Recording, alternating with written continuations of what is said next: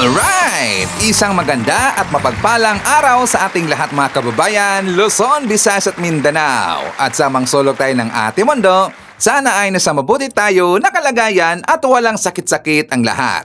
Ito po si Sir Evan mga kababayan at welcome back dito sa ating YouTube channel. Okay, so mga kababayan ko, as usual, before tayo mag-start, i-welcome muna natin ang ating mga bagong viewers, mga subscribers at mga followers dito sa ating channel. Thank you so much na nagustuhan ninyo ang ating channel. At syempre, pasalamatan natin ang ating mga viewers na nag-like, also nag-shares ng ating mga vlogs. Thank you so much at God bless po sa ating lahat. Hello sa mga kababayan ko, syempre i-shoutout natin ang ating mga pinalangga na mga legends, ang mga senior citizens. Hello po, kumusta ang lahat? And also i-greet natin ng happy birthday si Sir Robel Ferrer Official na nandyan sa Alcala, Pangasinan. And also belated happy birthday kay Becca Marquez and belated happy birthday kay Ma'am Mensch Gabriel. At syempre i-greet natin ng happy birthday ang lahat ng mga viewers na nag-birthday ngayong araw. Happy birthday! At syempre mga kababayan ko, hindi natin kakalimutan, i-acknowledge natin ang ating mga channel members. Nandyan sila si Ma'am Rosalinda Bornia, Shirley Fernandez, J. Tiberio Pilayo, Cosmo Defender, Samuel Membrado, and Bia Bibar. Okay, so mga kababayan ko, kahapon no, ang daming nangyari. Isa doon, yung nangyari doon sa kaguluhan sa Senado mga kababayan kasi meron daw di umanong na wala na Senate report. Yung Senate report yun mga kababayan, abay yung report na yun sa mga alleged smuggler sa Pilipinas. At kasama doon ang pangalan ni Toby Chanco. Abay mo kayatang merong naglinis ngayon mga kababayan, merong janitor yata. Diba? Nagsilinis na sa kanilang ginagawang kalokohan. Sino kaya yung janitor na yon mga kababayan? Diba? Bumulaga sa atin na balita yan the other day. And also, meron na pong nangyari mga kababayan na yung DDS vlogger na si TJ, kilala ba natin si TJ? Yung Vicky na nakakatuwa minsan mga kababayan, pero siya ay DDS vlogger. Itong basta si Bacalso o Bacal ba or si Jude Bacas ba ang kanyang apelyido mga kababayan? Kasi doon sa isang kilalang bar, inanuntok mga kababayan. Nagwala, nanuntok. At ang kanyang sinuntok daw, di umano, ay Vicky rin. Nagkadugo-dugo mga kababayan. Di ba nakita niyan kahapon sa video na kung saan siya inaristo ng pulis, ayon, nandun sa kulungan. Pero nakalabas kaagad mga kababayan. Syempre, mapira yan si TJ. Marami pera yan. Nakalabas kaagad. So, alam nyo, itong mga DDS, no? Grabe talaga mga ugali nito Nakita na natin, itong mga DDS na to talagang barambado, medyo yung utak, ganun nga, may pagkatarantado. Kilala natin ang mga ugali ng mga DDS. Diba? Kasi nga, feeling nila na sila ay parang untouchable mga kababayan, nasanay kasi sa panahon ni Digong. Kaya ngayon, dinala pa rin nila ang kanilang mga ugali. Nagwala doon sa bar, nanuntok, ayon nakulong. Pero nakalabas na mga kababayan. Pero siyempre nandyan na sa isipan natin na yung DDS, ang mga DDS ganyan kasi. Pero hindi lahat. Siyempre hindi lahat mga kababayan, hindi lahat barambado. Meron pa rin hong mga matitino. And also pag-uusapan rin natin mamaya tungkol kay Sara Duterte. Nakakagulat na balita mga kababayan at saka itong video na to na ipapakita ko sa inyo mamaya, ito yung patunay sa ating mga haka-haka noon at saka mga akusasyon noon tungkol kay Sara Duterte dito mapapatunayan. Okay? And also, pag-usapan rin po natin itong si Chavit Singson na mamigay ng 1 million pesos. O, di ba? Galanti, super galanti itong si Chavit Singson. Siyempre, magkano lang naman itong 1 million pesos sa kanya mga kababayan, siya ho ay bilyonaryo. Siyempre, bilyonaryo yung mama. Kayang-kaya niya mamigay ho ng tig 1 million pesos. At kung sino ang kanyang bibigyan, mamaya pag-uusapan natin yan. Pero siyempre, dito muna tayo sa good news. Kasi ipapakita natin dito sa mga DDS na kung saan puro sila reklamo, puro lang paninira, pero isa sila dito sa nakakabenepisyo. Ano yan siya, Ivan? Tungkol sa PhilHealth and tungkol rin sa zero billing. For more details, let's watch this. Sa ating balita, ikinag-utos na ni Pangulong Ferdinand R. Marcos Jr. sa PhilHealth ang pagpapatupad ng one-time waiver para sa interes ng missed contribution ng mga employer at self-employed na Pilipino sa ahensya. Sa ilalim nito, hindi na isasama ang interes sa kontribusyon na hindi nabayaran ng naturang mga individual mula noong July 2013 hanggang December 2024. Ayon sa Pangulo, batid ng pamahalaan na mabigat para sa mga ito ang 3% compounded interest kaya hindi mo na ito isasama para matiyak na makapaglagak ng kontribusyon ang naturang sektor at magkaroon ng access sa healthcare. Nakapaloob dito ang pagbibigay ng isang taong palugit para sa mga hindi nabayarang kontribusyon sa kaparehong petsa. Dagdag ni Pangulong Marcos Jr. na inaasahan na makatutulong ito sa nasa 300,000 employers at self-employed na mga Pilipino. Ihikayat din natin ang ating mga employer na i-update na ang lahat ng information ninyo at magrehistro i-rehistro ang mga empleyado ninyo sa yaman ng kalusugan o yung ating tinatawag na YAKAP program. Kaya po, ito po ay patuloy namin ginagawa upang pag-aangin ang dala ng ating mga kababayan tungkol nga sa mga healthcare cost at sa lahat ng iba't ibang hamon na hinaharap ng ating mga kababayan araw-araw. Target ng Health Department na palawakin pa ang Zero Balance Billing Program. Inaasahang maabot na nito pati ang mga ospital na pagmamayari ng pamahalaan. May sakit na nga sa dugo. Nalulugbok pa ang 78 taong gulang na si Lolo Kiko sa tuwing lumalapit sa mga politiko para makahingi ng guarantee letter na pahirapan din ng pag-aproba, mabayaran lamang ang kanyang pagpapagamot. Pag may sakit ka, masakit talaga. Masakit na manghingi ka sa kanila. Pero ang pagkalam ko, hindi naman nilagay sa gobyerno yan. Dapat ang gobyerno, para di ka mahirapan, tulad ng emergency, ang gobyerno mag-asikaso, hindi politician. Ayon sa Department of Health, gamit ang mas malaking pondo ng ahensya, hindi na kailangan lumapit sa mga politiko. Sasagutin na ng DOH ang gastusin ng mga pasyenteng naka-admit sa basic accommodation sa bisa ng zero balance billing. Constituents are free to ask assistance from their elected officials. But do they need a guarantee letter from them to get assistance? No. They can go straight to the Department of Health and we will help them if they need help. Ngayong 2026, binigyan ni Pangulong Ferdinand R. Marcos Jr. ng 448 billion pesos na budget ang sektor ng kalusugan. Zero balance billing is fulfilled through the budget of the hospitals. So our MOOE, which is about 200 billion, our PS, which is about 100 billion, plus the MAIPIP, which is about 51 billion, 50 plus billion. So all of this will be used for, plus PhilHealth. Nakarang taon, higit 1 milyong Pilipino ang nakapagbenepisyo sa zero balance billing. Inaasahang mas darami pa ito. Palalawaking pa kasi ng Health Department ang zero balance billing.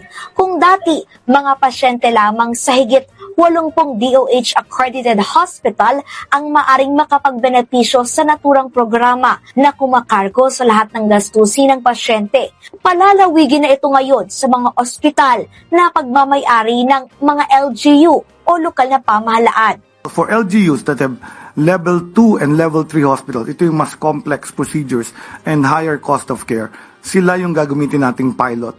Sarangani, Laguna, Aklan. So there are about 5 of them. Pa-prioritize ko sila. LGU hospitals that are in provinces that have no DOH hospital para magkaroon ng zero balance billing yung Naglaan ng 1 bilyong pisong budget ang DOH para maipatupad ang zero balance billing sa mga LGU hospital. Ngayon mga DDS, di ba sabi ko sa inyo, good news yan. At alam rin natin mga kababayan na mas marami pang mga DDS ang nakakabenepisyo dyan. Pero syempre, baliwala nila yan kasi nga, ang gusto nila, sisiraan ang ating gobyerno. Na kahit alam ng mga DDS na maraming mga magagandang programa, mga proyektong nagawa ang President BBM. Maraming magagandang nangyayari sa panahon ni BBM. Pero syempre, baliwala nila yan. Bakit? Kasi ang kanilang goal iupo itong si Sara Duterte para maibalik sa kanila ang kanilang power, mga kababayan. Di ba?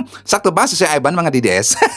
Hey, di ba? Pero ang daming, mas marami pang mga DDS ang nakakabenepisyo sa mga magagandang proyektong nangyari sa Marcos admin. So ngayon, mga kababayan ko, dahil nabanggit na natin itong si Sara Duterte, well, i-insert na natin. Ano yan, Sir Ivan, tungkol kay Sara Duterte? Di ba noon may kumalat na balita, mga kababayan, na ito daw si Sara Duterte ay tibo.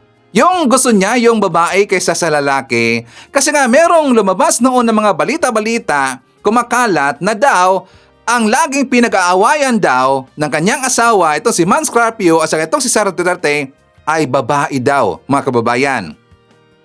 So ngayon, may nakita ako na vlog galing doon sa kakilala rin po natin na vlogger na kung saan merong picture na itong si Sara Duterte di umano at saka merong babaeng kaharap, mga kababayan, ikinasal.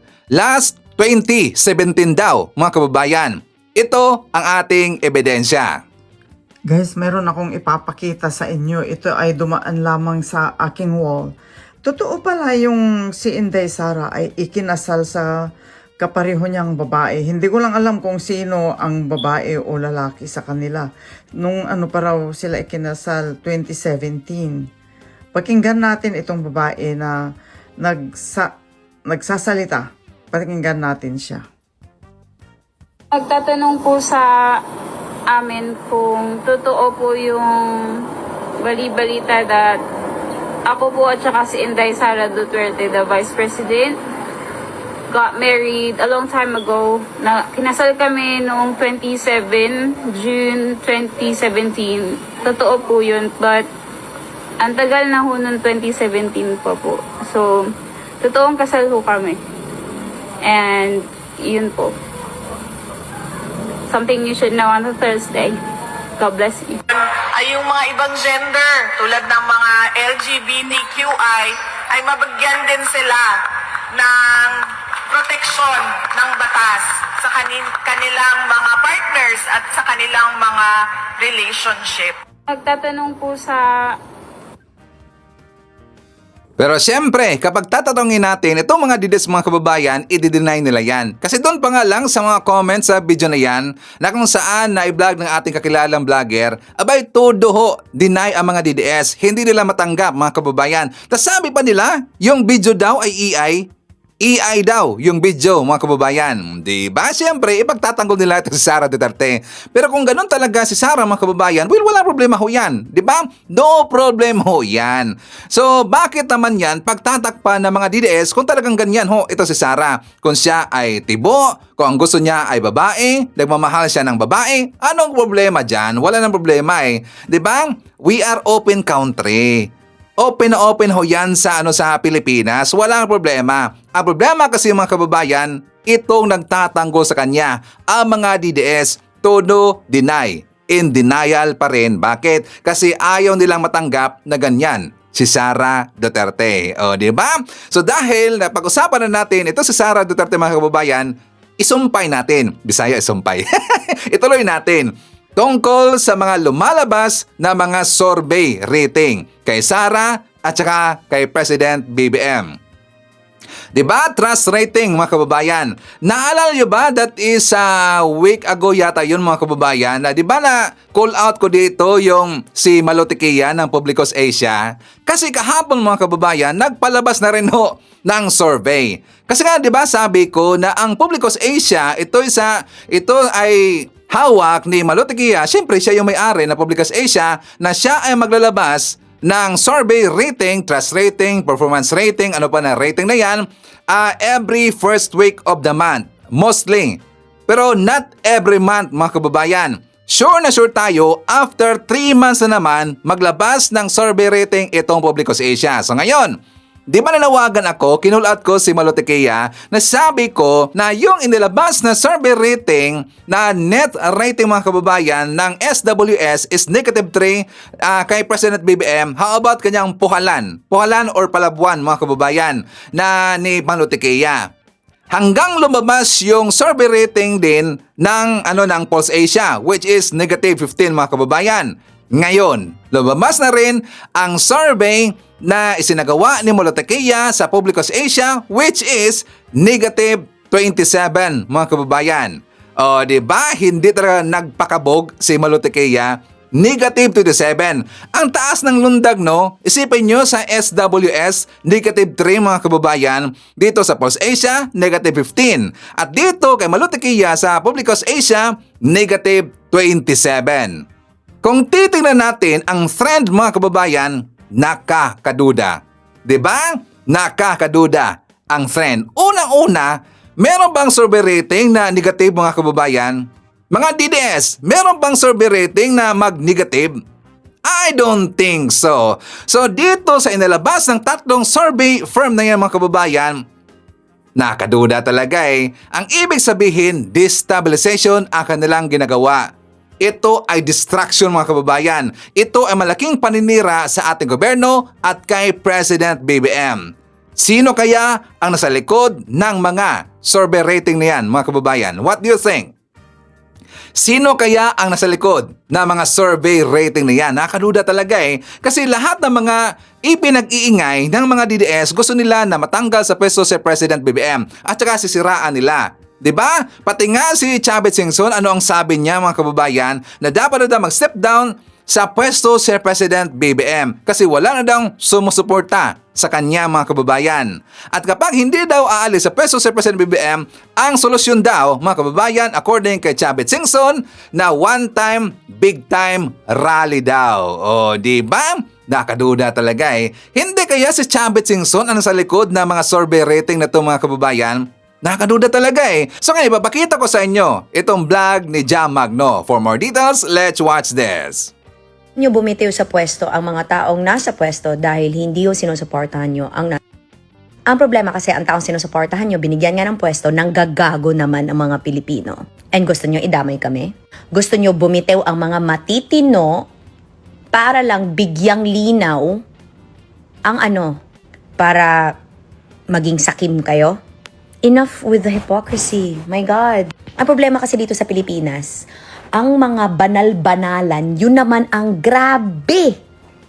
Punot dulo ng kasakiman. Di ba isipin mo yan, ilalabas ang Cabral Files the same day. Di ba? Na nawalan ng government contract kasi due to inactivity ang kumpanya niya. The same Nepo baby that you are all bowing down to and kissing his ass to think he really did not build anything. His mama did. And I don't judge that. Pero grabe, the nepotism is very nepotisming. Yung isa, nagmamyaw-myaw. Itong isa, napakasinungaling. Yan ang gusto nyo? Yan ang future ng Pilipinas? Pass. Kaya, ganun na kasi. Banal-banalan. Bibitiw daw sa pwesto para tumigil ang gulong ito. Kayo ang nanggugulo. Kasi kayo ang talagang mukhang power. Kayo naman ang hindi capable. Kayo naman tong mga bobo. Tapos ngayon, sasabihin nyo na bibitiw sa pwesto para matigil ang gulo. Huy! All of a sudden, hindi na kayo associated to a group. All of a sudden, independent na kayo. But you spent all these years hating on people that do not support the bullshit that you are supporting. And to think, nililinan nyo ang mga Pilipino, kayo naman tong magugulo. Kayo to. Kayo tong magugulo at kayo ang totoong tambaloslos. Tambaloslos na ang taas-taas ng rating, wala namang trabaho ang ginagawa. Ano yun? Nanggagago? All of a sudden, ang taas-taas ng rating na mas nagtatantrum kaysa sa nagtatrabaho. Wow! And you want the president to step down to give way to who exactly? The one you're supporting? Wow! Yan kasi, nakakatawa kayo. Funny. You're making a shit show out of the whole thing. Why? Because kung hindi kayo mag-iingay, malalaman ng sambayan ng Pilipino na kayo tong bobo at kayo tong may ginagawang masama. Kasi pag hindi kayo mag-iingay at hindi kayo manggugulo, mapupunta ang focus sa inyo. Ang problema niyan, nanggugulo kayo, wala naman kayong GC. Nanggugulo kayo, hindi naman tugma-tugma ang mga stories nyo. Kaya tuloy, ang pruweba ng katangahan nyo, lumalabas. Every time you open your mouth, lumalabas na wala talagang laman to. Diba? Ang taas-taas ng rating. Mas marami namang araw na wala sa Pilipinas. Hala, paano yun? Tumaas ang rating mo dahil Sino yung sinurvey? Yung mga himod sa puwet mo? Pakshit! So please, enough with the bullshit na ano daw ang masasabi ko sa bullshit na rating na survey na yan. Ay grabe, ganyan na talaga katanga ang mga Pilipino ngayon? Yung talagang gustong-gustong puring-puri kayo sa hindi nagtatrabaho? Yung mahal na mahal ang ibang bansa kaysa sa sariling bansa? Yung gumagawa lang ng isang bagay para lang talaga i-focus sa pamilya nila? Hala, be, empleyado ka ng gobyerno, be. Hala, be, empleyado ka ng gobyerno na pinapasweldo ka ng buwis ng tao. So bakit mo siniservisyohan ang ibang tao kaysa sa Pilipino? Siniservisyohan mo ang sarili mong kapakanan. Kaya nga ako, hindi suportado ang ginagawa ninyo dahil hindi para sa Pilipino ang ginagawa ninyo, kundi para sa sarili nyo. Nanggugulo kayo para magulo ang Pilipinas when in fact, kayo lang naman tong magulo, maiingay kasi kayo naman tong walang laman dito. Ayun nyo ako magsalita kasi masakit eh. Masakit ang katotohanan talaga. Para lang yung sa Miss Universe, yung tuwang-tuwa siya, nanalo siya, pero alam naman ng lahat ng tao na binilihan niya yung corona. Yung parang tuwang-tuwa yung mga supporters mo na ang taas-taas ng rating mo, pero gaga, di ka naman pumapasok sa trabaho. Paano yan, be? So sino, who the fuck are you lying to? Who the fuck? Who believes in that bullshit? Only the people who support that. Ako, pass. Di ba you spent all these years na sinisiraan ako, tapos ngayon sasabihin mo, oh, I'm not a DDS. Lying, bitch!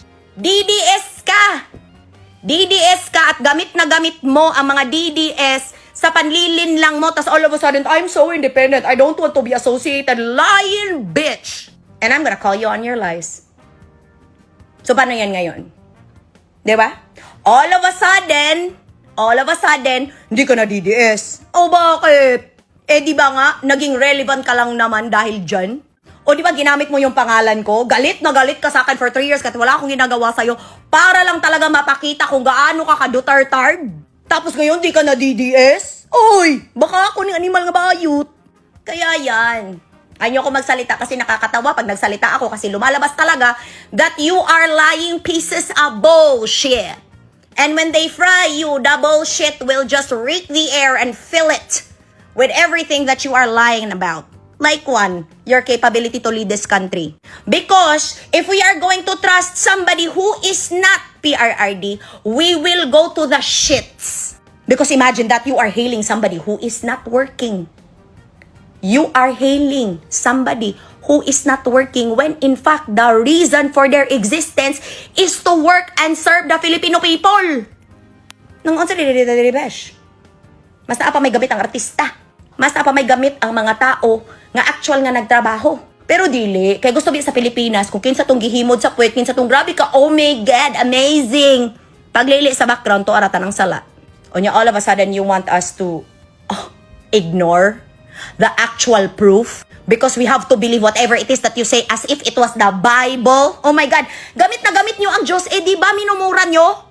It's so weird. It's so weird that you are praying to the Lord.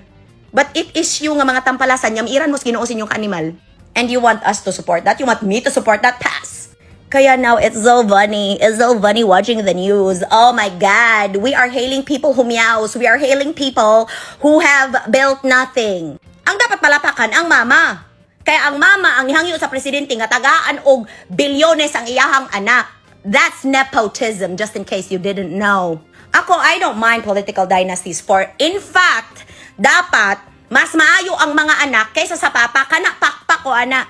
Pero ang mga anak, bisan pagkumpul-kumpulon times 105,787,000, di yun makatunga man lang sa kuko sa amahan, pass, ayaw pamugos. So that's what I'm saying. Sa mga naghahanap ng masasabi ko, ayoko na lang talaga magbuka ng aking bibig kay, oh my God, the truth hurts, madapakas. Tapos ngayon, sasabihin nyo sa akin, oh my God, are you still proud to be a Filipina? I am proud to be a Filipina because I know the truth. Because I see through the bullshit. Like the fact that our tourism arrivals is the way it is because the tourism secretary is promoting herself because she wants to go back to Cebu in 2028. Diba?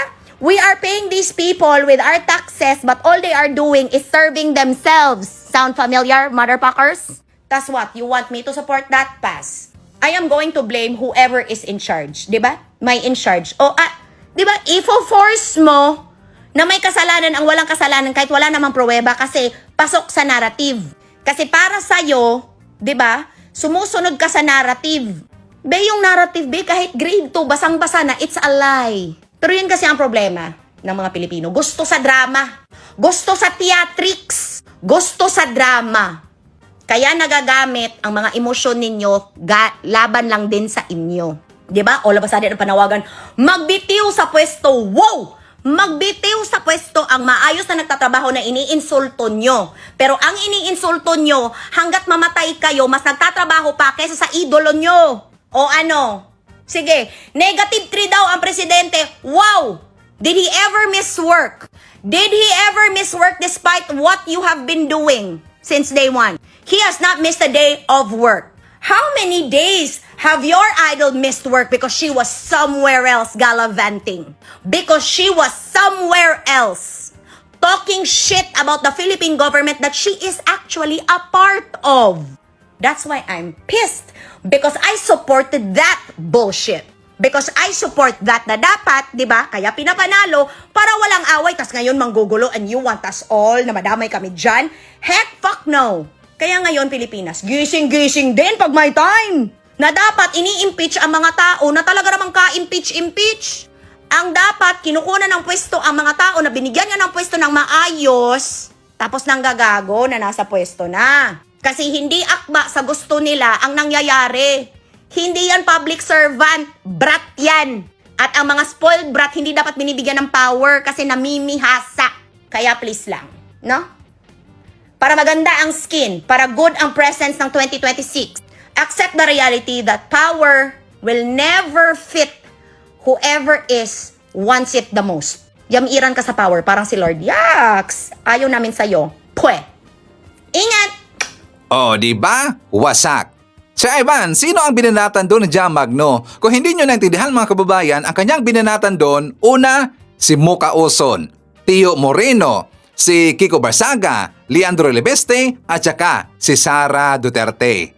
Siyempre, super agree ako doon sa sinabi doon ni Jam Magno na ang dapat i-impeach ay yung ka-impeach-impeach sa tao, yung si Sara Duterte. Kasi nga napakabrat na hindi pa nagtatrabaho, hindi pa tumulong sa ating President BBM, di ba? Ang ginagawa, puro lang paninira, naglakwat siya, punta doon sa ibang lugar, travel, at saka nag-a-attend ng mga meeting na maisog at saka sa kanyang mga kalyado para iplano nila kung ano ang gagawin para matanggal sa pwesto si President BBM. Si BBM nagtatrabaho yan, kitang-kita ang epekto ng kanyang pagtatrabaho. Maraming nagawa ho sa Pilipinas. Maraming nagawa ng mga proyekto, mga projects, mga programa na nakatulong sa bansa natin. Si Sara Duterte, ano ba ang kanya nagawa?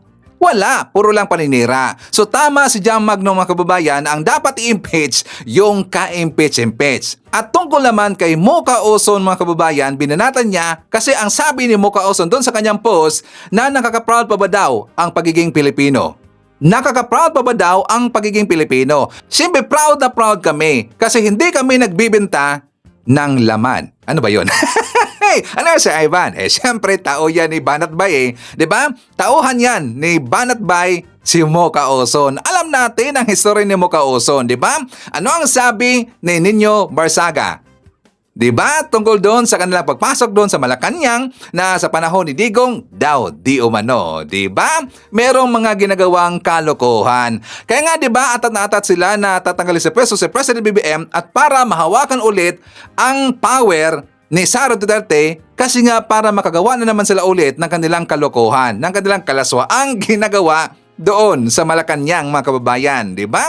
Tapos ngayon, tatanungin tayo ni Muka Oson na nakaka-proud pa ba daw ang pagiging Pilipino? Proud na proud kami bilang Pilipino. At proud na proud kami na si President BBM ang naging presidente. Kasi siya lang tanging presidenteng bumangga sa sindikato na ito ay residyo. Ito ay epekto sa panahon ni Digong. Binaliwala lang yung mga katarataduhang ginagawa. Bakit? Kasi part sa katarataduhan itong si Digong. Kanyang kinukonsente yung ginagawa ng mga sindikato at mga dealers. Bakit? Kasi parte doon itong si Digong. O diba? Muka Oson, proud na proud kami bilang Pilipino. Ikaw, proud pa ba? I don't think so, diba? Kasi proud ka na maka-China. Proud ka na kumakain ng itats ni Sara at saka ni Digong at na mga Duterte Alipores. Diba? Totoo ba yun? Nagbibinta daw. Hey! So mamaya pag-uusapan natin itong mga bumaliktad na mga DDS vlogger, hindi bumaliktad literal na bumaliktad mga kababayan na naging pro-admin supporter na, naging dilawan na, hindi, kundi nagsilipatan. Mamaya pag-uusapan natin yan. But for that, syempre i-acknowledge muna natin ang ating top 5 commenters, ang ating mga viewers na may maraming na-comment dyan sa baba sa ating comment section. So nandyan sa ating listahan si Ma'am Maria Minda Siplon, meron siyang 14 na mga comments. Nandyan rin si Sampagita, meron siyang 31 na mga comments. Nandyan rin si Robel Ferrer Official, meron siyang 26 na mga comments. Shane Sibal, meron siyang 22 na mga comments. And Ashen, meron siyang 21, lahat na mga comments. Okay, so thank you so much. At syempre, i-shoutout natin ating mga suki, mga early birds. Yun ang guna sa pag-comment dyan sa baba sa ating comment section. So nandyan ang una na nag-comment si Aurora David, Saida Taha from Riyadh, Saudi Arabia, Crispin Haro, Noel Narcida, Proceso Leasing. Nandyan rin si Nestor Potian from Norway, Maria Marilyn Embido Bautista. Kasama rin natin si Grace Gruta, Ernilio Santos, Ani Bautista, Angelita from Long Beach, California. Nandyan rin si Mones Borromeo, Leticia D, Danilo Pablo. Nandyan si Maria Midasiplon, Miguel Abella from Baguio City, Rebel Ferrer Official from Alcala, Pangasinan, Francesca Nieves, Edes Ragindin from Rome, Italy, and hi to Sir Jaime Garcia from Nottingham, UK. Okay, mga kababayan ko, yung grupo, hindi grupo ito ay sila ay individual, mga kababayan. Kasi nga, ayaw nila sa SMNI, ngayon nagsiksika na doon sa PGMN. Alam ba natin yung PGMN, mga kababayan? Yun na yung Peanut Gallery. I forgot sa iba na name, mga kababayan. Bas PGMN siya. Ngayon, itong PGMN, ito yung tinatambayan noon ng mga Pinklawan. Diba? Diyan ko nakita noon itong si Richard Hidarian. Ito si Richard Hidarian, siya ay Pinklawan. Diyan ko nakita noon itong si Richard. Ngayon, ang mga nagsisikan dyan, mga kababayan, mga DDS vloggers na. Mukha yatang dinala ito ni Rowena Guanzon. So ang balita-balita, nagtanong ako doon sa aking kakilala na DDS, mga kababayan, sabi ko, bro, parang nakita ko doon sa PGMN yung mga vlogger na itong vlogger na to, nakatry na rin ito doon sa SMNI. Tapos sabi niya, mga kababayan, meron ng problema between the vloggers versus the banateros daw. Sabi ko, banateros. Siyempre, ang Banateros, alam natin kung sino yung amo nila dyan. Sino ang head nila dyan, mga kababayan? Diba? Si Banatbay. So, dahil na-mention ang Banateros, merong conflict pala sa mga vloggers na yan. Kaya ngayon, nagsiksika na doon sa PGMN. At nakita na rin natin, mga kababayan, doon rin sa Billionario News Channel, The Spokes, diba? Doon lagi regular ang cordon itong si Atty. Trixie Cruz. At saka palagi niyang nakasama rin doon itong si Mike Defensor. So mukha yatang naging regular na doon itong si Trixie at saka si Mike, mga kababayan. So doon sila sa ibang kubol. Hindi sila sumama doon sa SMNI. Kasi according sa aking kakilala na DDS, may problema sila versus sa Banateros. Kasi alam ho natin ang ugali ni Banatbay at saka ano ang kanyang kalakalan noon. Hindi kaya sinubukang itong grupo na to, mga kababayan, di ba? Ano yung serban? Basta ni Banatbay, baka katulad doon sa kanyang ginagawa na kanyang mga bataan. Baka doon sila nagkakaproblema. Or baka doon rin nagkakaproblema sa lumabas na balita na daw itinakbo yung mga sahod. Daw, di umano. Kaya ngayon, nagsisika na sila doon sa PGMN. O, di ba? Ngayon, nakita natin, nandyan ang iba sa Billionario. Nandyan na rin yung iba sa PGMN. Ano kaya ang kanilang niluluto, mga kababayan? Kasi sa PGMN, di ba, nakita natin itong si Crico Bilica. Palagi na ho itong nag-host doon sa PGMN. Si Crico Bilica, itong si Guanzon, itong si Regal Oliva or Oliva POB. Yun yung DDS vlogger na taga Mandawi City, Cebu, mga kababayan. At saka yung kilala rin yung isa, mga kababayan. So nandun, nagsiksikan ang mga DDS vlogger. O, di ba, mukha yatang merong niloloto. Siyempre, malapit na ang 2028, malapit na pag-uusapan nila itong mga sandipersa, mga kababayan, or sino yung patatakbuhin nila sa 2028. Siguro nang ito ang nakikita ko dito. Meron silang pinaghahandaan, mga kababayan. O, di ba? So ngayon, meron ding problema. Sino si Ivan? Siyempre si Chavit Singson. Di ba na-mention ko na si Chavit ay mamigay ng 1 million pesos, mga kababayan? Kasi ito'y tungkol ho sa meron nangyari doon sa Ilocos Sur na daw di umano merong black sand mining. Naalala niyo ba yung last year, mga kababayan, ito na ay in-expose ni Pubos Talakera, black sand mining doon sa Ilocos Sur.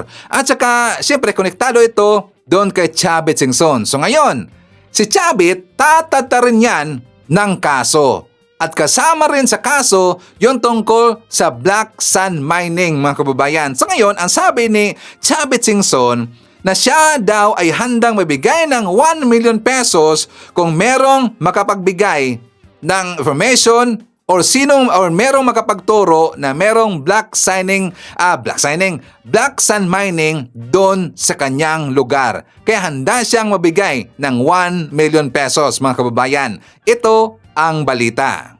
Hahamunin ng mga residente ng Kawayan sa Ilocos Sur ang dredging activity sa kanilang lugar.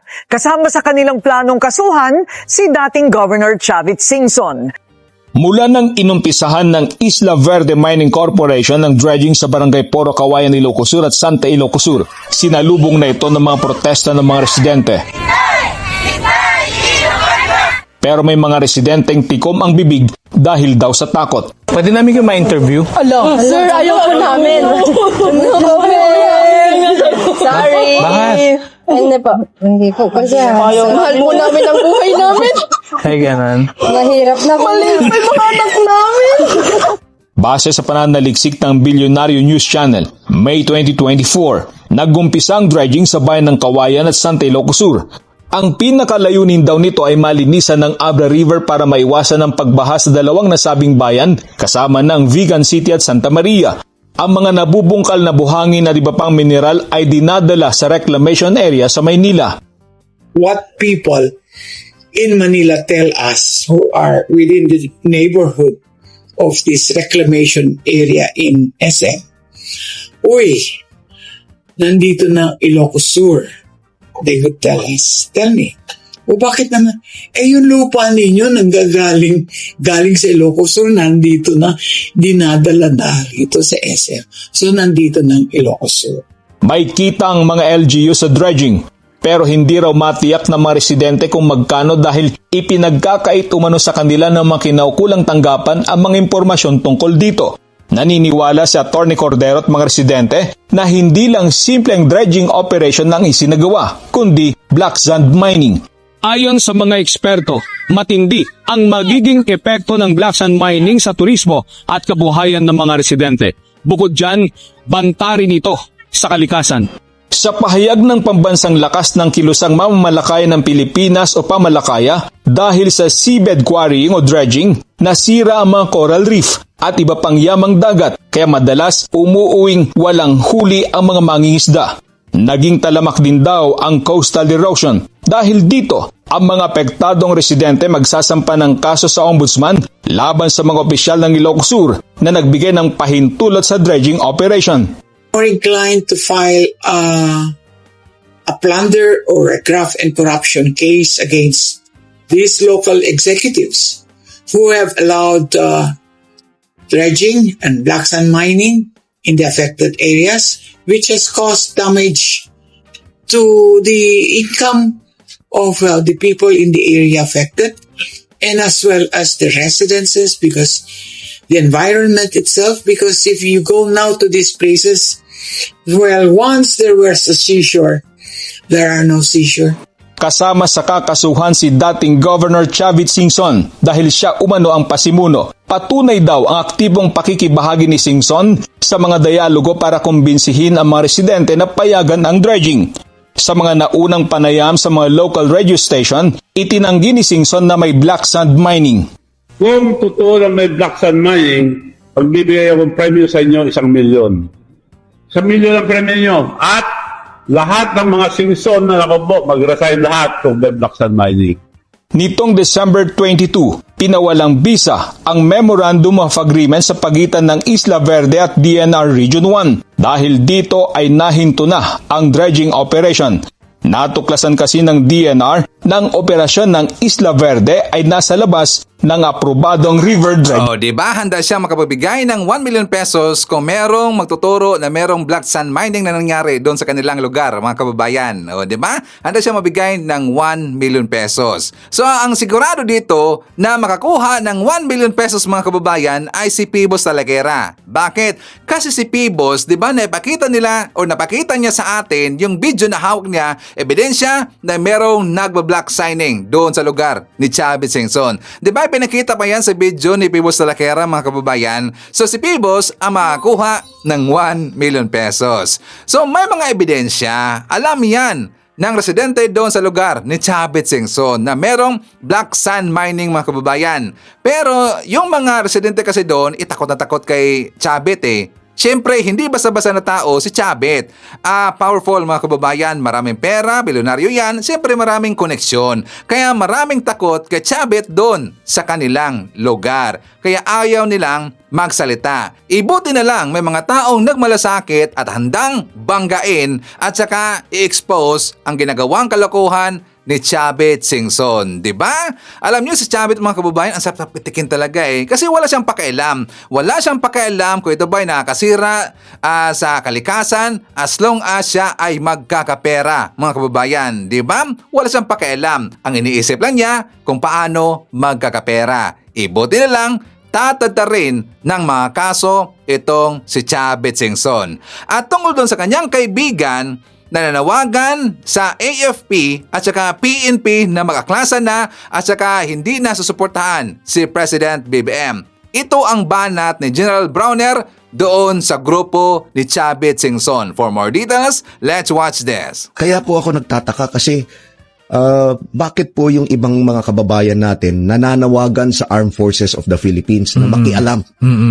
Kung ang Armed Forces po ay makikialam, katulad nung experience natin sa EDSA 1 at EDSA 2, EDSA 1, EDSA 2, tatlong bagay lang po yun Either coup d'etat or withdrawal of support from the President. Yung nakita po natin nung nag-withdraw si General Angie Reyes, yung Chief of Staff noon. This is the time ni dating Pangulong Erap Estrada. Dating Pangulong Erap Estrada. At pangatlo, yung military junta. Okay. Alam niyo po, pagka nangyari itong any of these three, ay hindi po maganda para sa ating bayan. Dahil maapektuhan yung ating ekonomiya. At yung ating international standing. Wala na pong utang sa atin or i-freeze po yung assets. At yung pong standing natin katulad sa ASEAN. Okay. Panongdeo, 'di ba ngayon po ang hindi na lang natin na uunahan ay ang Cambodia, Laos, Myanmar. Lahat po ng ibang mga ASEAN countries Vietnam, naunahan na tayo. At nakausap ko rin po yung Prime Minister ng Cambodia. Kaibigan ko po si Prime Minister Hun Manet dahil dati ko siyang commander ng army nila. Magka-batch po kami. Okay. So sabi niya sa akin nung dinalaw ko siya, sabi niya, you know what? Someday we are going to overtake the Philippines. Wow. Because you are importing rice from us. Talaga. So, rice exporter pala sila? Rice exporter po sila. So, kailangan po talaga ay wag na tayong manawagan sa Armed Forces of the Philippines na makialam po dito sa ating political and itong democratic processes natin, no? Okay, General Browner, sir, ano ang gusto nila mangyari? Military junta, military takeover o constitutional succession na kung mapatalsik ang Pangulong Marcos, ang Vice Presidenta ay ipapalit? Ano po yung mga alternative na iminumungkahin itong grupo ni General Pokis? Well, during that meeting po, wala naman po silang sinabi. Inaantay nga po namin kung ano yung gusto talaga nilang gawin namin pero hindi nila binanggit. Pero kitang-kita naman po sa mga pag nagrarally sila, yung mga panawagan nila, etc. At yung mga posters nila na nagsasabi na General Browner, makialam ka na o kaya sumama ka na. Makinig ka sa taong bayan, no? So yun po yung mga kaya po nananawagan ako sa ating mga kababayan na wag na pong idamay ang armed forces. Please shield the armed forces from the political environment. Yung mga nangyayari po ngayon sa ating politika.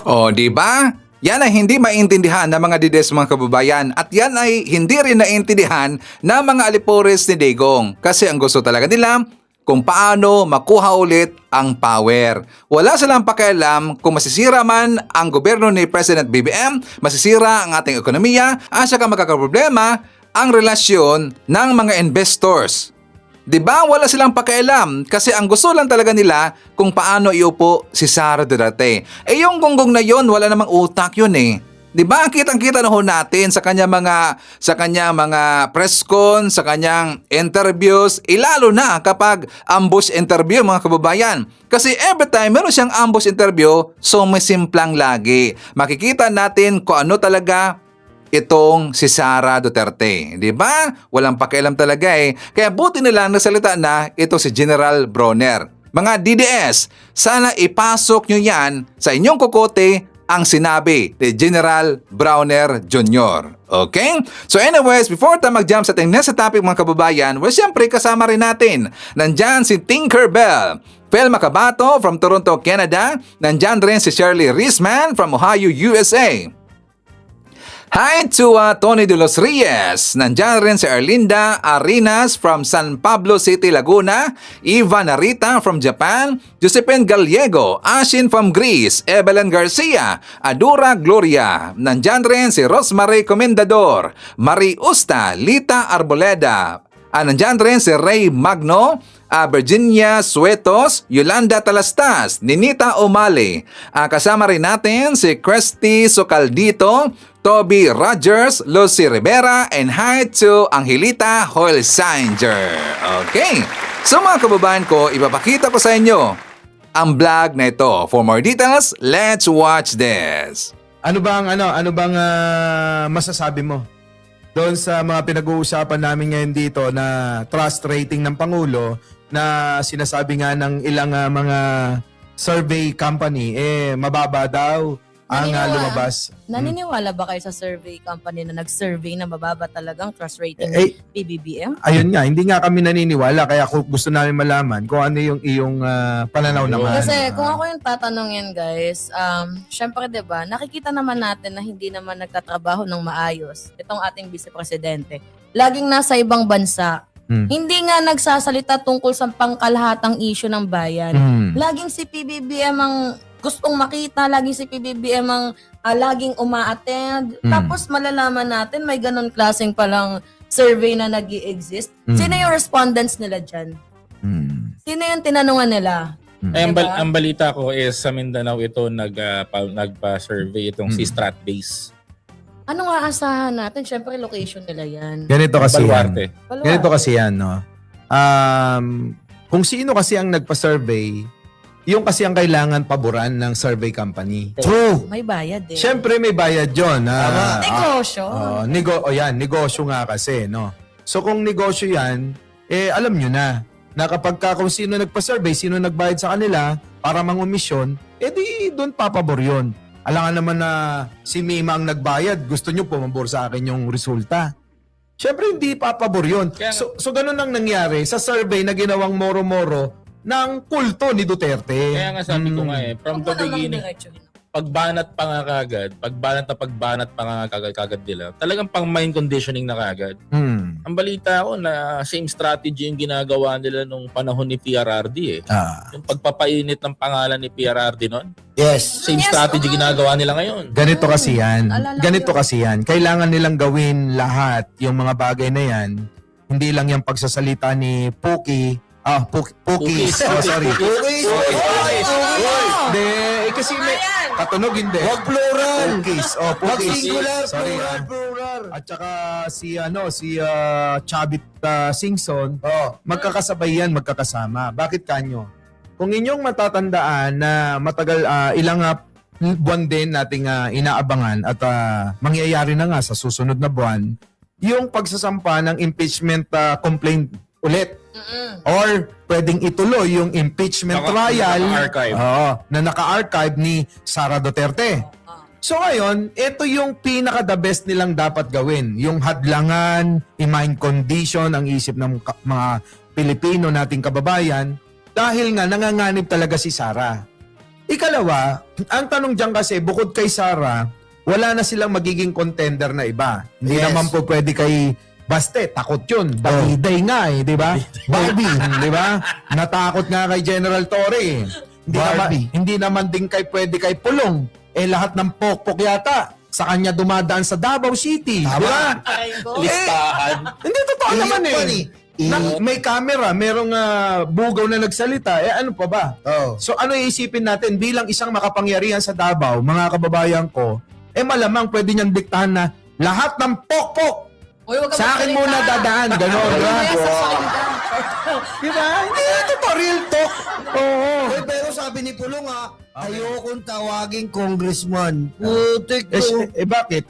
Totoo naman karapat-dapat bang tawaging congressman? Diba?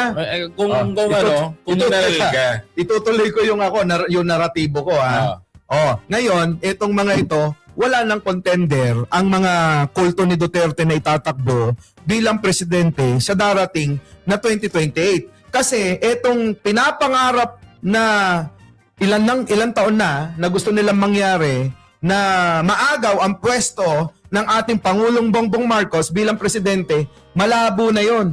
Singlabo na ng tinta ng pusit ni Sara Duterte. Kasi nga, na mukhang boksingerong bakla. Di ba nga Boss Mike?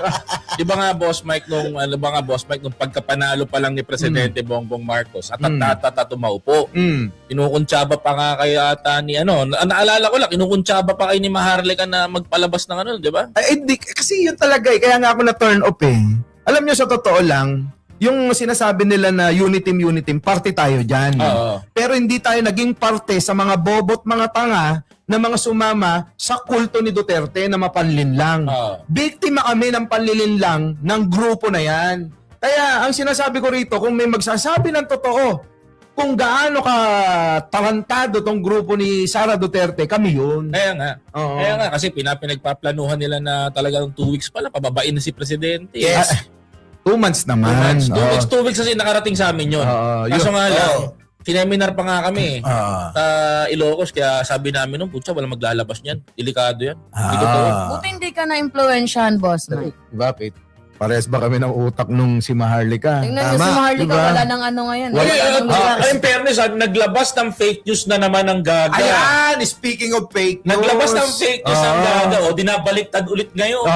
Fake news peddler talaga yun. Fake news peddler talaga. Buti pa si Mima nagsasabi ng totoo. Ngayon, pagkakataon, nandito si Mima. Tama, boss. Sa mga manonood, kung inyo pong matatandaan, si Mima po ang naglabas ng mga katayan ng asawa. Tama. Di ba? Yung mga mag-email sa'yo. Kwento mo nga yung dati. Oo, alam niyo yung nangyari talaga niyan. May nag-email sa akin. Yon. Yes. Actually, yun ang pangalan niya sa email. Tapos, tinawag na lang namin siya si Unanimous. Unanimous. Nag-email siya sa akin, 6 na email yun. Tapos, pinakita sa akin na gusto daw ni Maharlika na makakuha ng green card. Yung? Tapos ang ginamit daw sa pagtitil sa kanyang asawa, di umano na itim, ay yung opioid. Ano yun? That is a part ng contaminated ng isang drug na high dose na talagang So masama talaga ugali ni Maharlika, Kasi imagine mo, yung anong sa asawa niya yun. Pero ang hindi ko lang magets, bakit ako yung pinagsendan ni Yuna nun? Na pwede naman kayo. Pero iniisip ko, syempre, parehas kaming babae sa babae, nakakahiya naman natin kung wala kayong maglabas na. Tama. At least, fair and square, tayo mga minamahal, meron tayong legit na evidence. Doon pinakita ko yung green card. Pinakita ko yung picture niya, nakasama ang kanyang, di umano yung negro na asawa. Ewan ko kung totoo ba yun yung negro na pinakita sa akin ni Yuna, diba? Huwag ka naman, huwag mo nang pang-anuan yung negro. Parang pinaparing aray natin Sige, tuloy. Diba? Tapos yung dalawang lason na ginamit, which is yung opioid, tapos nakalimutan ko na yung isa kasi almost... Hindi, meron ako narinig nun na sinasabi nyo yung yung bang coolant? Ano ba yung coolant? Coolant. Sa sasakyan, boss. Yung sasakyan. Hinahalo daw sa kape? Hinahalo sa kape. Speaking of coolant, tandaan nyo, nakakalason talaga yan. Kayang butasin ang bituka mo niyan dahil pang-radiator yan stain ng yung kalawang sa loob ng sasakyan natin. Tapos, yan. ito yung malala. Ano yan? Ito hindi ako nag-judge sa merong mga sakit. Mas maganda nga, prevention is better than cure. Itong si Maharlika, nagkaroon daw ng HIV. Hala ka! Pero, hindi tayo nag-judge dito kasi di ba may mga taong mayroon talagang kita yung ano. Pero ang problema kasi kay Maharlika, kinalat niya pa ng kinalat. Nakipag-tuktsakan pa daw siya sa ibang mga vloggers daw dito sa Pilipinas. Naku! Boss, ha? Kaya ba nagkakasakit na yung Sino nakakasama May niya? vlogger nagkakasakit na lagi nasa ospital. Oo. Si ano? Yung, Hindi kaya yun. Hindi, yung kasama. Hindi naman siguro yun. Yung- Kayo. Hindi, di ba? Yung may tato. Hindi, yung ano, di ba may sex video pa? Meron nga, di ba? Oo nga. Hindi, nakita ko yung sex video, si Maharlika eh. Oo, grabe. Kung itatapat mo naman doon sa nilabas ni Maharlika na kamukha daw ni First Lady. Oo, ang layo. Vietnamese yun! Hindi. Alam mo ba, nung tinitigan ko maigi, gumanon pa nga ako eh. Nilapitan ko, gumagano ako. Puta ka mukha ni Hanilet eh. Aray ko. Diba? Oo. Si Hanilet, ang tita mo laging galit. Teka muna, ako kasi unang tumitingin sa ilong kung magkamukha talaga. Nung nakita ko yung ilong nung pinapakita ni Maharlika, malayo siya ilong ni First Lady. Ilong ni First Lady, matangos na cute eh. Tsaka ang layo talaga ng itsura. Paano hindi malalayo? Kalat na kalat yung ilong nun. Alam mo, sa kagustuhan nilang i-issue si First Lady Liza Paraleta Marcos, gumagawa sila ng paraan na para magpa-viral. Alam mo si Maharlika, kumukuha siya ng attention para umangat ulit eh. But suddenly, basang-basa na sa ng tao na Pucha, kasi sinungaling ka, wala ang kwenta sa lipunan, di na maniniwala Pilipino sa'yo. Pero pasalamat kayo kay Mima. Kasi kung hindi dahil kay Mima, hindi nabunyag na ganun talaga si Maharlika. Tulad yan. Eto mga kababayan ko si Raulo na lang kapag ka naniwala pa kayo sa nilalabas nilang si FL daw yung nasa picture o video na mas kamukha ni Hanilet di ba? Pero para sa akin, para May sa kaso Vietnamese. yun ngayon may kaso yun ngayon kasi parang hindi ko sure pero nabasa ko sa balita na yung mga naglalabas ng photos ni FL Lisa na hindi naman talaga yun siya. Tapos ini-edit pa ng ini-edit, nilalapat yung face ni FL. Merong kaukulang kaso sa ating batas. Bakit ano ba According kay akala nitong mga DDS na to? Pag binanatan nila si FL Lisa, hihina si Pangulong Bongbong Marcos. Kaya nga eh. At ano ba akala nila? Pag binanatan nila tong unang ginang, may hina ba yung bansa natin? Hindi nila alam. Mas lalo silang pinagtitripan lang ni First Lady. Tinatawanan lang sila. Hindi. Professional yung tao Tama ka doon. Pero meron silang hindi na naiintindihan at nauunawahan. Alam nyo, kahit anong pambababoy ninyo, kahit anong gawin ninyong pangbibisit kay First Lady, kay Pangulo, sa buong pamilya, sa unang ginang, sa unang pamilya, wala na rin naman wala nang sense, wala nang saysay. Bakit kanyo? Sa ayaw at gusto nyo, siya yung magiging Pangulo natin hanggang 2028. So ano pang silbi? Anong saysay ng mga pinagsasabi nyo? Wala na. So ang pinakamaigi rito, mga kababayan ko, nananawagan ako sa mga DDS, pagkaisipin nyo maigi. Baka kinukuha lang yung inyong mga damdamin, emosyon, para magalit dito sa unang pamilya. Conditioning na yan nila. Yes. Strategy na yan nila ngayon. Kasi, syempre, tingnan nyo nga si Digong, kahit may chance naman silang pwedeng ipakita, diba, habang gustong ipaharap si Digong sa ICC na yan, trials and hindi nila ginagawa. Kasi nga, gusto nilang i-mind conditioning sa mamamayang Pilipino na itong si Digong kaawa-awa. Diba? Itong si Digong dapat yung kaawaan, mapayat na, mahaba na yung buhok. Tama. Baka rockstar lang. Yes. Sabi ng kulang na lang. Tsaka kahit anong gawin nyo, alam nyo, mga DDS, kahit anong gawin nyo, tatay nyo karton. Aray ko. Hindi, ito alam mo nakakatawa nga May nakakatawang portion ngayon dito merong isang vlogger. Si Ngo. Ngo. Tapos nagpicture. Talagang nagready na sila. Si Bato, may karton na rin. Si Go, may karton na rin. Si Duterte, may karton na rin. So, ibig sabihin nun, makukulong na yung tatlo na, yung dalawa na yun. By the way mga minamahal, yung speaking of karton, according to Ronald Llamas, may possible na daw po na baka lumabas din po yung warrant of arrest ni Senator Bongo. So, I think baka siya na din yung sumunod na maging Karton. Karton. So nag-ready na sila talaga ng karton. Karton. Yun kung hindi niya gagayahin si Senator Bato Kasi, na nagtatago. Kasi mga minamahal, malaki po yung naging ambag ni Senator Bongo kung kaya bakit din siya hahabulin ngayon ng International Criminal Court. Unang-una, age siya ni Digong eh. Imposibleng wala siyang kinalaman sa mga meetings, sa mga lakad, personal assistant. Kumbaga, first lady siya nung panahon niyan eh. Diba? Siya ang first lady. Yung former President Duterte. So, imposibleng wala siyang alam sa kalakaran. So, hahabulin siya. Alam nyo, mga minamahal, habang nagtatago, itong si Senator Ronald Bato de la Rosa, mas lalong pinapatunayan ni Bato na guilty siya. Totoo yun. Wala yung pa mga ngang nilalabas paratang. na official lang ang ICC tungkol sa warrant of arrest copy, 'di ba? Pero ano yung nangyayari? Nagtatago, 'di ba? Kasi kumbaga parang tinakot pa lang siya eh. Tinakot pa lang siya ng ombudsman. Nanginig na kagad yung tentacles niya. 'Di ba? Kapanay pa sabi na sa Senado, "Come on, Mr. Trillanes, make my day." Oh, nag-make my day nga talaga. 'Di ba? Tapos speaking of mga minamahal, imagine nyo tayong ordinaryong mamamayang Pilipino nagbabayad ng sapat na buwis. Sakto, 'di ba? Tapos may mga senador na dapat sana, 'di ba public servant ka, you are meant to serve the public. Pero ano yung ginagawa mo?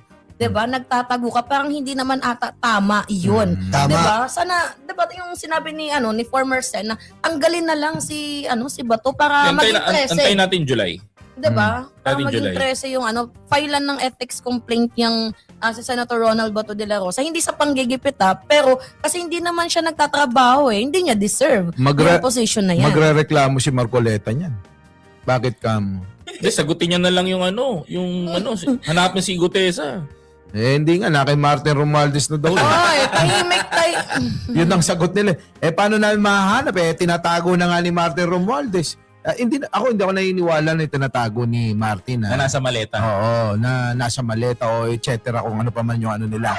Pero kasi, alam mo, ako dun lang naman sa tama. Kayo naglabas niyan, paano mapupunta kay Martin? Tama. Unless kung aminin nyo, napakanan ni Martin yung moro-moro ninyong hearing. Pero ang nangyayari ngayon, Boss Mike, tahimik na si si Marcoleta. Bakit kaya? Alam mo bakit? Hindi natupad yung kuryente niya.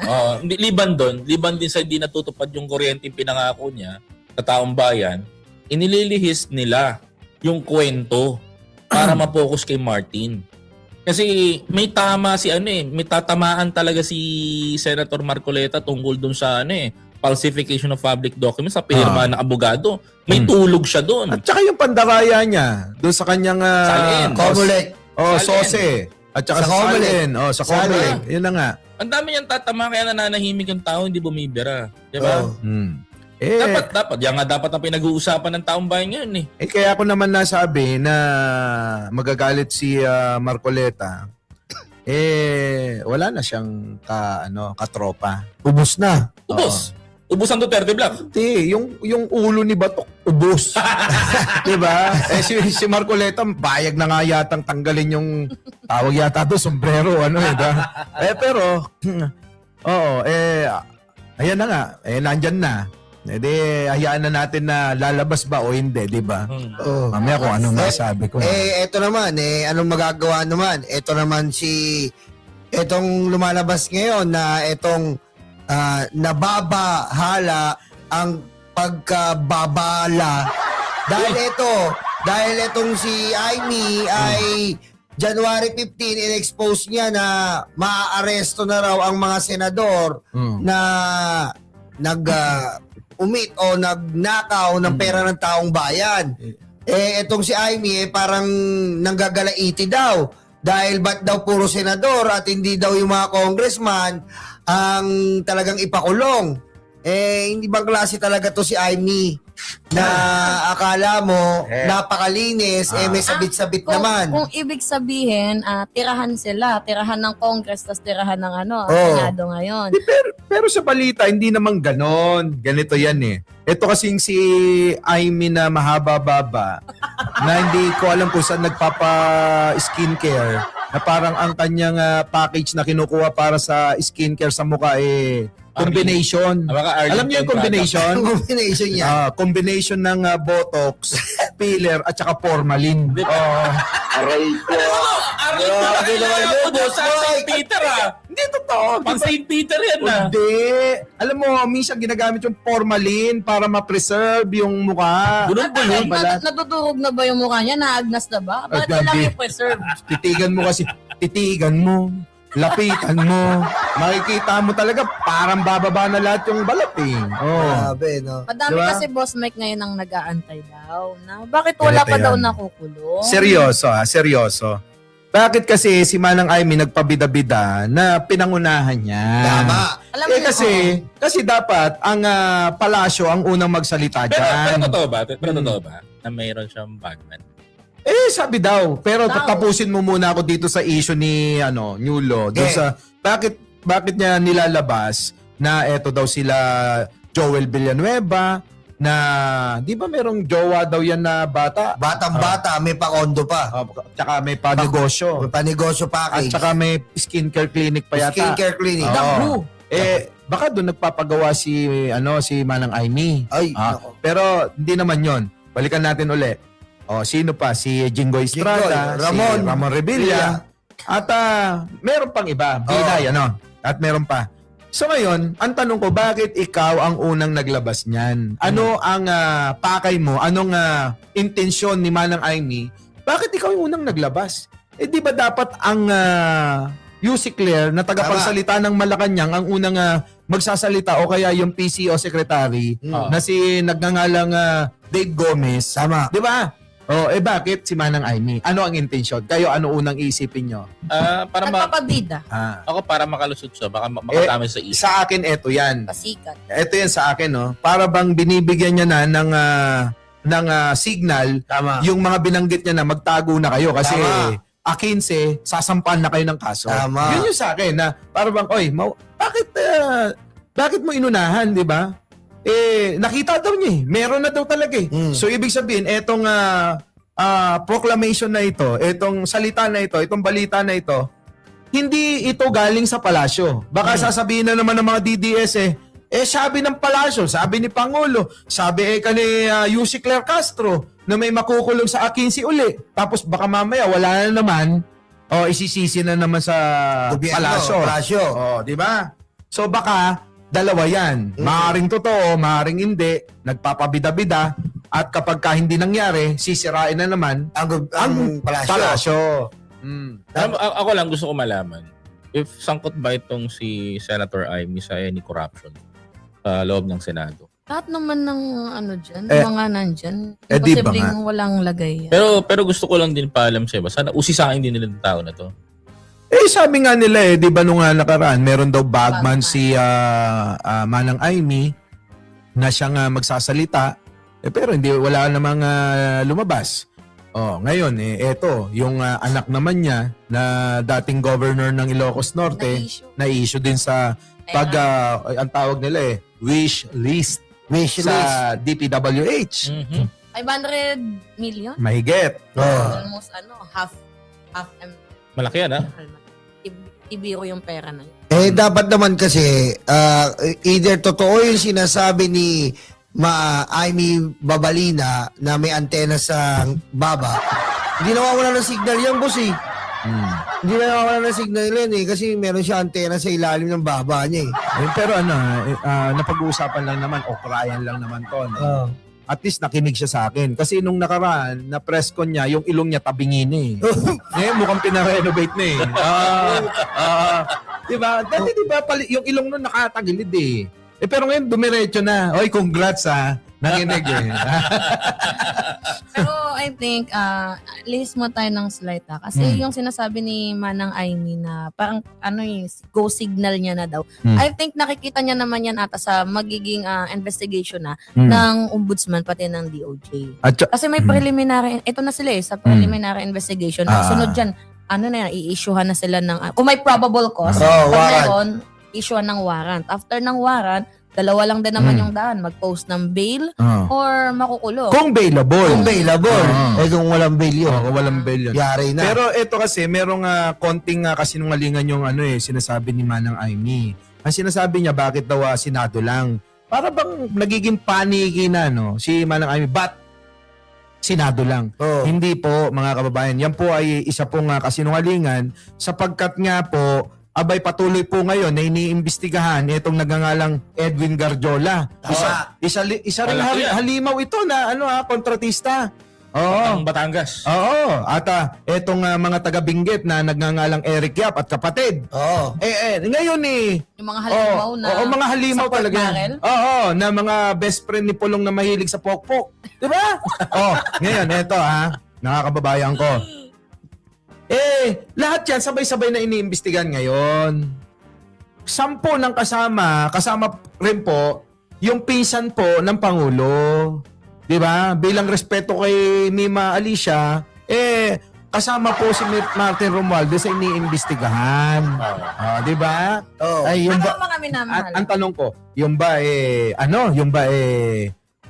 hindi totoo na tulad ng sinasabi ni Amy? Ang sinasabi niya wala nga raw iniimbestigahan sa Kongreso. Meron! Actually, the ICI, nakapag-file na sila ng case sa ombudsman at kasama doon si Saldico at si Martin Romualdez. Kasi ganito yan, mga minamahal. Diba? Kaya wala nga nakita yung ICI, diba, na dito kay former House Speaker. So ngayon, ang ginawa, pinasa na lang sa ombudsman at bahala na dyan yung ombudsman, whether guilty or not. Alam mo, ganito po kasi yan. So hindi tayo dito magja-judge. Hindi kasi bawal yun. Syempre dadaan tayo sa due process. hindi po kasi tayo Legal tulad ng mga process. ni Mima. Hindi tayo katulad ng mga DDS na naglalatak ang mga utang, nagluluga. Kaya po matindi yung sa Senado.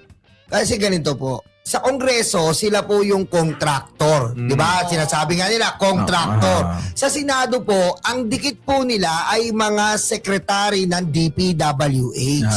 Ganun po kalala ang ginagawa ng mga senador. Meron nga po yung tinatawag na BGC boys. Kaya nga po from Bonoan, from Mark Villar, papasok kay Cabral, papasok sa district engineer. Ganun po ang sistema sa Senado. Pero may tanong ako. Diba? Wait lang. Pero may tanong ako doon. So, tayo naman, magkakaiba tayo dito. May naniniwala sa inyo kayo. Ako sige, ito pananaw ko. Uy, ulo. Wala! Ako naniniwala sa... Ako naniniwala ako mahaba-baba ni Amy. Ako naniniwala ako na bago magtapos ang presidency ni President Bongbong Marcos, mapapanagot ang dapat mapanagot. Dapat mapanagot. Kasi tama ka sinabi mo. Ganito yan eh. Kung ako pag-uusapan natin, diba? Ikaw ang house, budget of appropriations yung bata mo, hindi mo alam, mangungurap, malaking kalokohan yun. Isa lang ang alam ko. Si Sara Duterte ay mukhang boksingerong bakla. Aray ko. Ang alam ko, si Vice President Sara Duterte ay mayroon pong 7 article of impeachment. Kasi at posible pa pong madagdagan. Abilin nyo na. Kasi si Koy, tutumbukin niya si Hindi, ito. dapat Ako naman mga ganon. minamahal, due process. Hindi, yun naman ang It's a gusto. matter of law. Yun naman ang gusto ng Pangulo, due process, di ba? At yun naman talaga yung nangyayari ngayon. Kaya nga yung mga DDS na laging nagmamadali, nag-aapura, nasan na daw yung mga dapat na ikulong, dapat daw maaresto, makasuhan. Eto na nga, kay Manang Amy na galing. Nasa January 15, malamang sa alamang, makasuhan na at baka mahawla na. At hindi lang po mga senador, nililiwanag ko lang kasi malabo talaga yung, ewan ko, epekto siguro ng mga in-injection sa mukha ni Manang Amy. Hindi niya alam na pati mga congressman, kasama na nga ang pinsan niya mismo, na si A, di ba? Na kakasuhan na nga, di ba? Yan yun Totoo yun mga minamahal. Kaya nga isinampa na, di ba? Inakyat na sa ombudsman para sila na yung maghanap, 'di ba? Actually yung ginawa ng ICI, yung ginawa ng Senado, yung facts finding na 'yan, malaking tulong na po 'yan para hindi mag-back to zero ang ombudsman. Correct. Kasi mayroon na nga, 'di ba, nakitang ebidensya, laban sa may mga ebidensya talaga. Pero yung kay House Speaker talaga mga minamahal, wala pa pong nakikita kaya ayun, ipinasa na lang sa ombudsman. Tawa ka doon. pero sa akin pero galing. pero para sa akin, mananagot ang dapat managot. No matter what happened, Pera ng taong bayan yan, dapat kang managot, dapat kayong managot. Alam mo kung ano posisyon mo, alam mo kung sino ka, alam mo kung sino bata mo, pananagutan mo, dapat paragutan Ito, pakitutok sa akin yung camera. Para sa mga, ito wala pa eh, go. Para sa mga corrupt na public official, mananagot kayo. Hindi pa tapos ang termino ni President Bongbong Marcos. Kung may mga holiday, occasion, lahat ng pagkain, kainin nyo na yung mga masasarap kasi hindi kayo magtatagal, mapapanagot kayo. Tandaan nyo yan. Sa atin naman dito, lahat kayo na mga nagsalaula, nagwalang yan sa pera ng taong bayan, mananagot kayo. At kahit na mag-rally kayo sa January 31, di ba, Boss Mike? Eto nga kasi yan. February daw. Iba-iba nga yung kanilang sinasabi kasi nga natataranta sila eh. Ganito yan. Sigurado na may rally. Bakit? Bakit magrarally at sino ang mahalaga ditong tanungin? Sino yung mga nananawagan? Sino yung mga namumuno? Hindi yung mga tao eh. Yung mga tao, yan yung mga nauuto nila eh. Sino ang mga namumuno dyan? Sino? Si Chavit. Tanungin nyo si Chavit. Ano ba si Chavit? Wala bang bahid? Ganito yan, Boss Mike. Yun eh, di ba?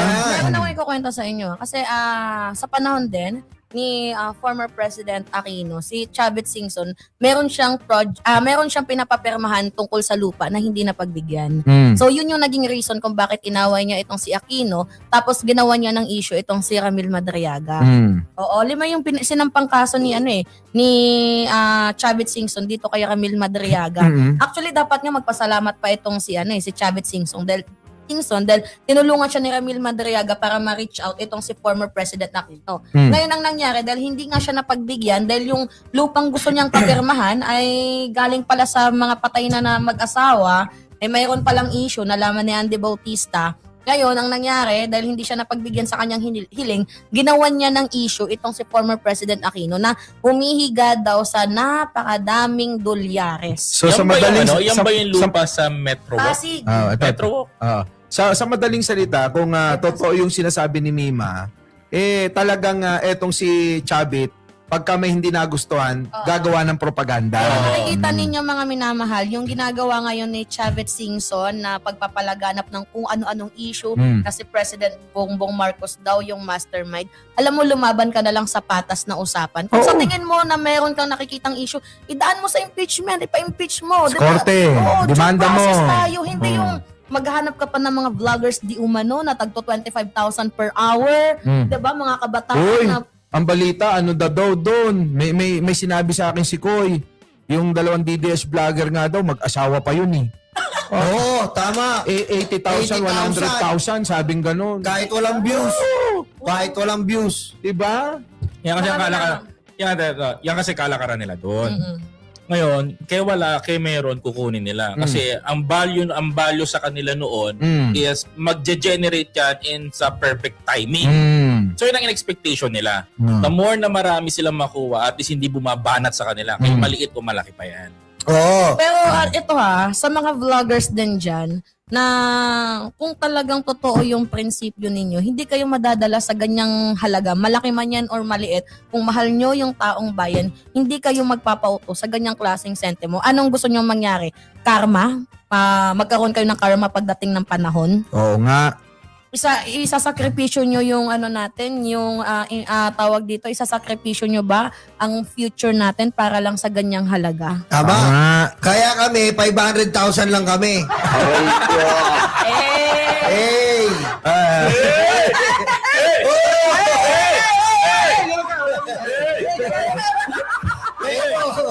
Gusto ko, mga Pilipino, okay kayo, okay din ako, bulsa sa mga. Ay, ang ganda ng trending ngayon na song ni Digong. Ano yun yung karton. Yung may garapon. Kasi may copyright kasi. Pero alam nyo, totoo naman itong mga nangyayari na ito. Nakakalungkot lang na mananawagan yung walang kredibilidad. Tama. Mananawagan ka, wala ka namang Pero Boss Mike, ito yung pinaplano nila mula Mall of Asia, hindi na sila rally, motorcade na, talagang motorcade nila. Buong EDSA mo motorcade nila sa January 31. Balikan natin ang basic. Paalala natin sa taong bayan. Sino nagsiwalat at nagsalita sa Kongreso na mahiya naman kayo? Oo. Si Pangulo. Sino nagsiwalat ng katiwalian sa Kongreso hanggang umabot ng Senado? Si Pangulo. Sinong tao ang ilalaglag niya sarili niya kung siya man ay nangungurap sa bansa natin? Walang gagawa nun.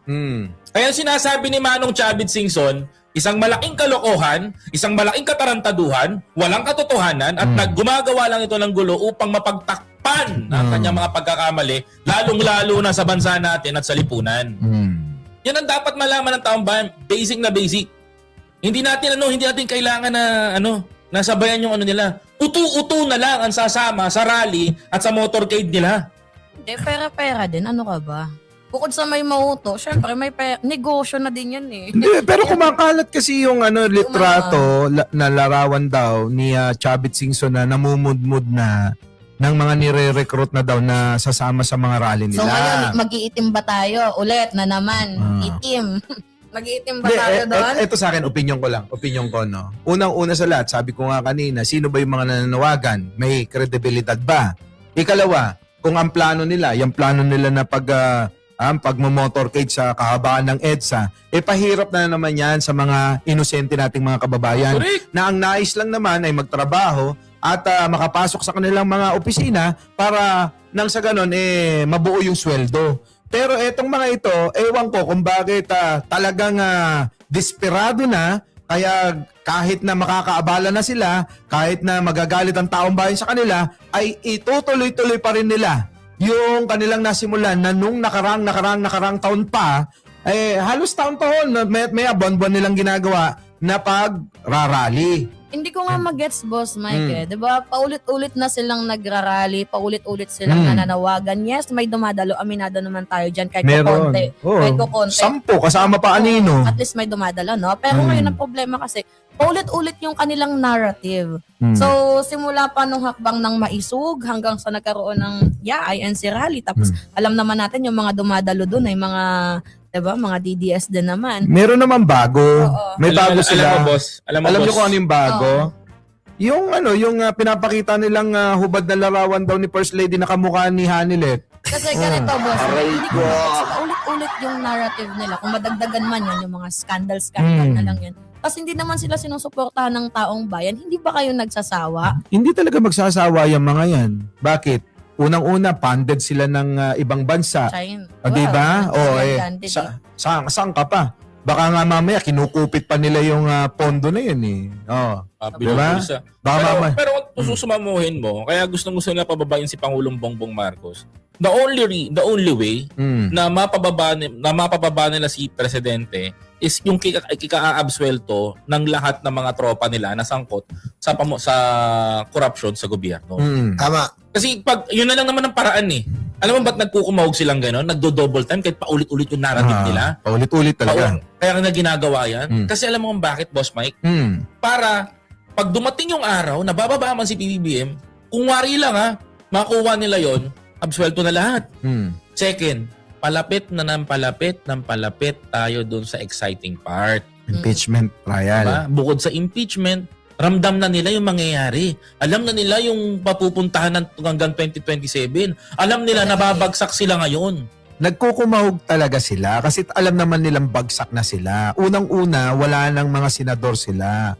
Dumating ang impeachment, wala nang bilang sila. Paramihan, di ba? Nang numero daw. Ikalawa, kailangan na nilang itodo, tulad ng ginagawa ni Chavit, itodo na nila lahat yung mga resources nila, pera nila, yung pag-inganyo nila sa mga taga-ibang bansa para pondohan yung ginagawa nila. Sabi nga ni Chavit, walang problema sa West Philippine Sea. Ang problema daw nasa gobyerno, nandun daw yung anay. So ibig sabihin, maliwanag na maliwanag sa aking pagkakaunawa sa sinabi niyang yon, ay eto, ay talagang merong kinukuha o merong koneksyon sa taga-ibang bansa na may interes sa ating teritoryo sa West Philippine Sea. Kasabay niyan, yung pagsasalita rin ni Senator Robin Padilla na makipagnegosyo na lang daw ang Pilipinas sa China. Hindi, ang sinabi ni Robin Padilla, wala daw tayong mapapala kung makikipag-away daw tayo sa China. Can you imagine, senador ka pa man din ng bansang Pilipinas, wala namang gustong makipag-away Yan, tama.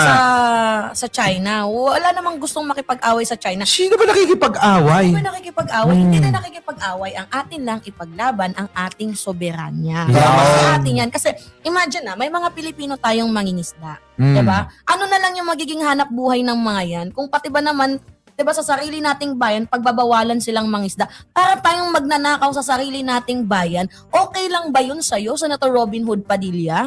Kaya nga Senator Robin, okay lang ba sa'yo katulad kami ni Digong, didilaan namin yung itlog ni Xi Jinping? Hindi namin makakayang dumila ng itlog.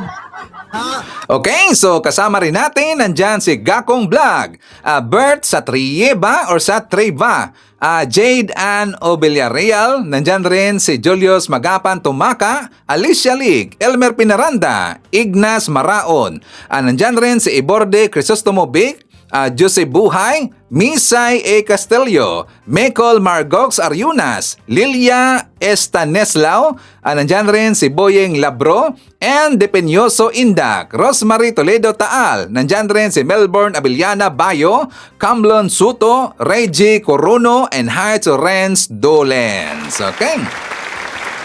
Mga kababayan ko, yan natin manakalap na mga balita ngayong araw. Kung nakaabot ka po sa portion na to, sana nakapag-like na ho tayo. Libre po ang mag-share, libre din na mag-subscribe. Again, maraming salamat sa mga viewers na hindi nag-skip ng ating mga commercials. Thank you so much.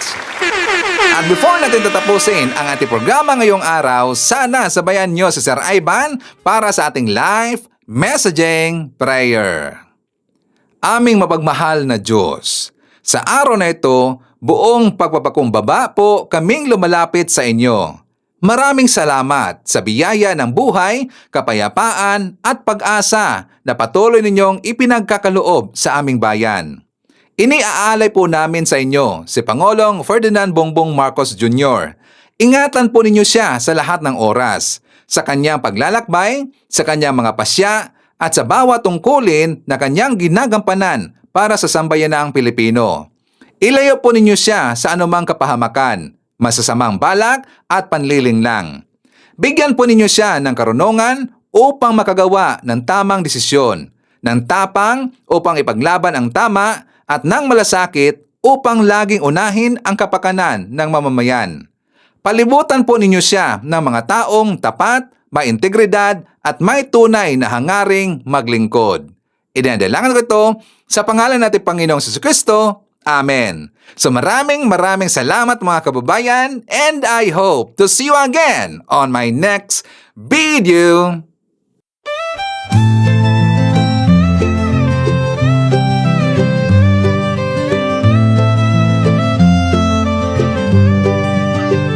Sa bawat pagsikat ng araw, ikaw ay nandyan. Tinig mong matatag, sa amin ay gabay. Pag-asa ng bayan, pangakong totoo. BBM, isa kang totoong tao. Sa mahirap at api, ika'y sumusuporta. Tapat mong paglilingkod, lahat kami nakakita sa iyong pamumuno. Bayan ay umaangat, bagong Pilipinas, pangarap ay tapat. Ikaw ang aming BBM, Pangulong matapat. Sa puso ng masa, inaangat ating watawan. Sa hirap at ginhawa, ika'y kasama. Pilipinas ay papangon, dahil ikaw ang pag-asa. Mula Luzon, Visayas hanggang Mindanao, boses mo'y umaabot, dala ay pag-ahon. Magtulungan, magkaisa, sabi mo sa lahat, para sa bayan, ikaw ang aming alamat. Ang pangarap mong bansa, taas noo masagana, manggagawa't magsasaka, binigyang halaga. Serbisyong